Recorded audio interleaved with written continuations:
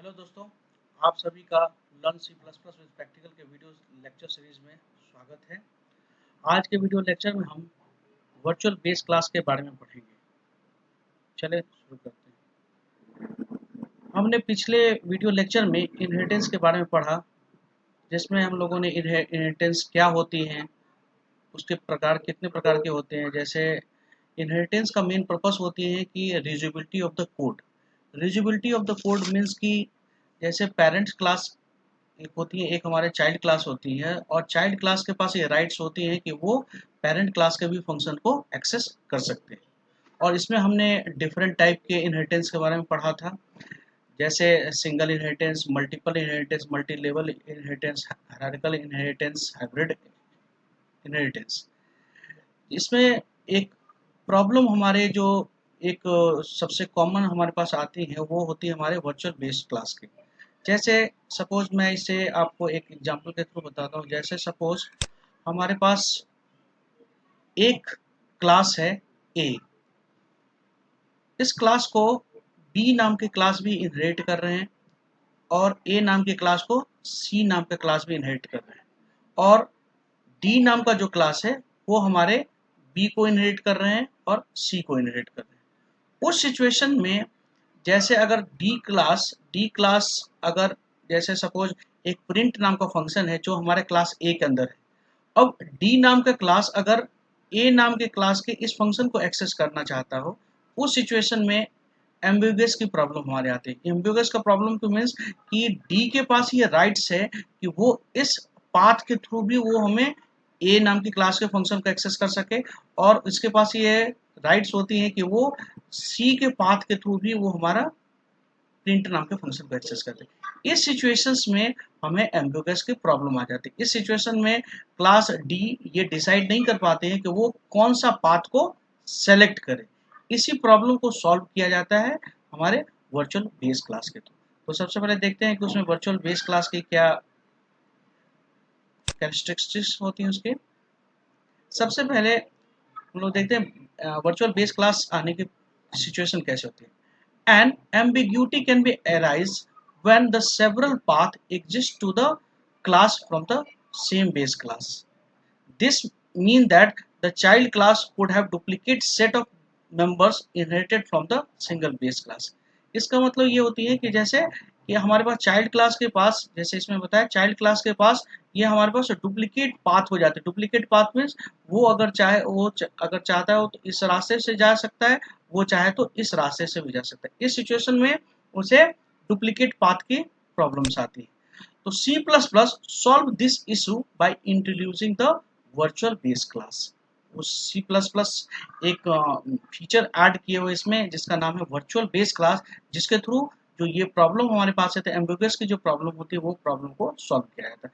तो virtual base class is used in a situation where derived have the multiple copy of the base class। Means कि derived के पास हमारे पास derived जो class हमारी ये derived class हो गए, और ये दोनों डिराइव हैं हमारे ए नाम के क्लास। तो डिराइव क्लास के पास हमारे पास मल्टीपल पाथ की अगर multiple copy of the base class की अगर बन जाती है तो वो हमारा प्रॉब्लम आपके वर्चुअल बेस क्लास के थ्रू सॉल्व होती है। नेक्स्ट में देखें, व्हेन टू और more object are derived from the common base class, we can prevent the multiple copy of the base class being present in an object derived from those object by declaring the base class as a virtual when it is being inherited। such a base class is known as the virtual base class। इस situations में अगर जैसे हमारे पास जो situations ये आती हैं, इस सिचुएशन में ये भी हमारा क्लास पब्लिक मोड में है। तो पब्लिक मोड में होने के कारण क्या होता है, इस क्लास के पास राइट से किसके फंक्शन का है।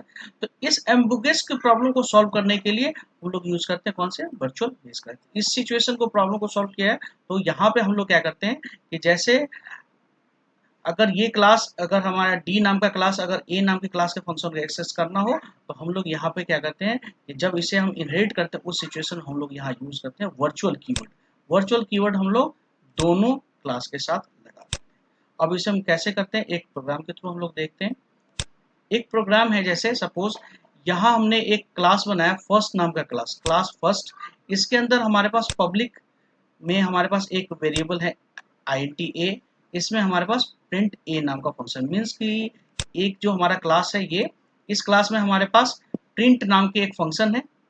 प्रिंट नाम के फंक्शन में हमने मैसेज दे दिया है वेलकम। उसके बाद हमारे पास जो सेकंड क्लास है, क्लास सेकंड, उसमें हमने क्या किया, इससे हमने कीवर्ड लगा दिया इसमें वर्चुअल। वर्चुअल कीवर्ड लगाने से क्या हो गए, ये जो हमारी प्रॉब्लम है ये प्रॉब्लम हमारी सॉल्व हो जाती है। और इसे हमने क्या किया, वर्चुअल पब्लिक फर्स्ट। इसका मतलब जो फर्स्ट नाम की जो क्लास हमारे बेस क्लास है उस क्लास को हमने पब्लिकली यूज किया, प्लस उसके साथ हमने यहाँ पर वर्चुअल लिख दिया।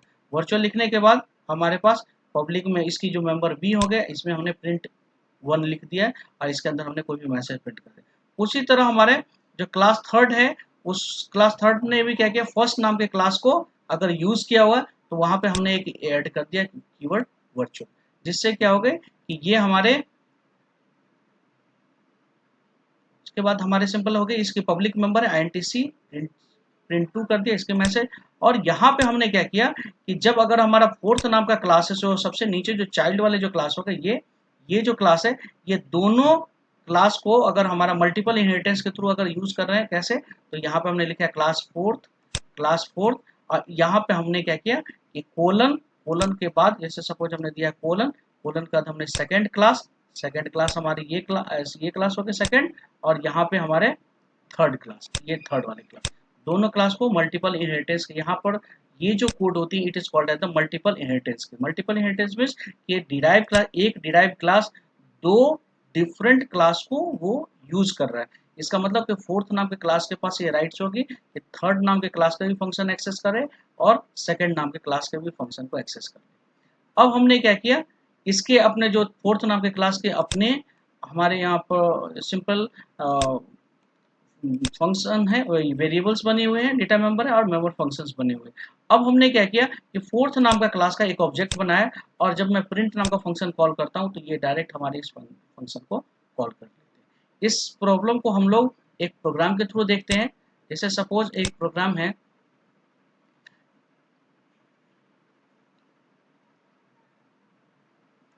इस प्रोग्राम को हम लोग देखेंगे। इसमें सबसे पहले हमने, जैसे हमने आपको बताया था, इस प्रोग्राम में हमने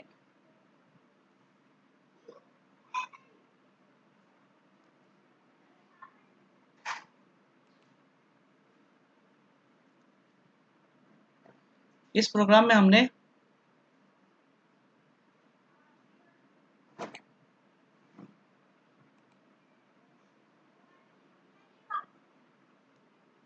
सबसे पहले हमने एक फर्स्ट नाम का क्लास बनाया। इस फर्स्ट नाम के क्लास में हमने एक पब्लिक मेंबर में हमने INT लिखा और उसमें एक हमारा प्रिंट नाम का फंक्शन हमने बना दिया। उसके बाद हमने एक सेकंड नाम का क्लास बनाया।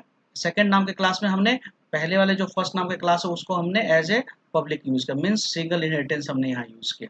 सेकंड नाम के क्लास हमारे ए नाम के क्लास को एक्सेस किया। उसके बाद हमारे पास थर्ड नाम का क्लास है, थर्ड नाम के क्लास ने हमारे फर्स्ट नाम के क्लास को यूज किया। इसमें हमने भी एक सी नाम का डेटा मेंबर बनाया और print2 नाम का एक फंक्शन बना दिया। उसके बाद एक हमारे जो क्लास बनी हुई है क्लास फोर्थ, उसमें हमने मल्टीपल इनहेरिटेंस यूज किया। मल्टीपल इनहेरिटेंस में सिंपल क्या किया, हमने फोर्थ नाम के क्लास में हमने सेकंड नाम के क्लास और थर्ड नाम के क्लास को यूज किया। और उसके बाद फोर्थ नाम क्लास के अपनी एक data member and member function है।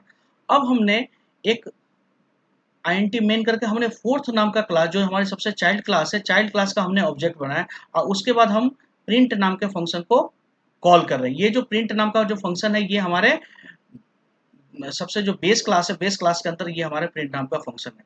उस सिचुएशन में क्या होती है, यहाँ पे हमने अभी विदाउट वर्चुअल मैंने यूज किया। तो अब हम देखते हैं कि इस प्रोग्राम हमारा कैसे रन होते हैं। इस प्रोग्राम को जब हम सिंपली रन करेंगे तो आप देखेंगे इसमें हमारे पास एरर जो मैसेज जो शो कर रही है वो हमारे यहाँ आती है, जैसे request for the member print is the एम्बेस।